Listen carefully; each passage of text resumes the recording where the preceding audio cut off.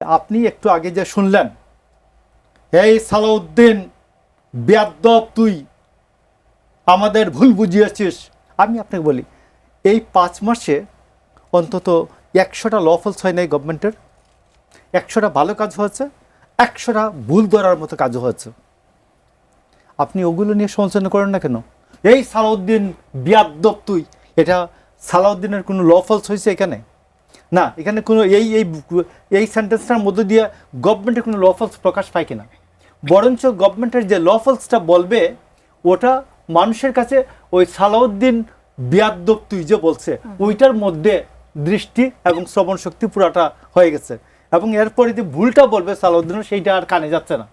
আপনি দেখেন, আমি বাজিয়ে শোনাই যে এরপরে যে সে কি বলছে, লফলসটা এটা আর শোনা যাচ্ছে না, এটা আসতেছে না।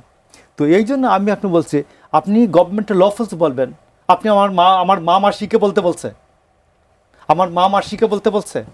আমি আলাউদ্দিন তো আমার ছেলের সন্তানের বয়সী, আমি তো আলাউদ্দিনকে এইখানে তুমি বলবো না, কোনো অবস্থাতেই তুমি বলবো না, নেভার, কোনো অবস্থাতেই না।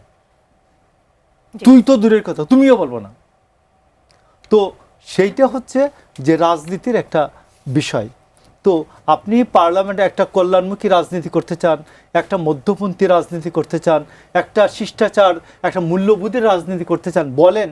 আর মানুষকে, আপনার বাবার বয়সী লোকজনকে বলেন তুই, এটা হলো না তো। আমি আপনাকে বলছি, মানুষকে রক্ত মাংসের মানুষ হিসাবে আগে চিন্তা করবেন। এখানে বিএনপির কেউ সন্ন্যাস ব্রত করতে আসে নাই। আপনি একটা চটকনা দিবেন, আরেকটা গাল দিয়ে বলবে ভাই আরেকটা থাপ্পড় আমার বাম গালে দেন তো, ওটা বলবে না। আপনি চর দিলে, বিএনপি যে রাজনীতি করে, বিএনপি এই মাটির নিচে যে কবর থেকে জান্নাতের রাজনীতি করে না তো, গাল পাতিয়ে পেতে দিবে না।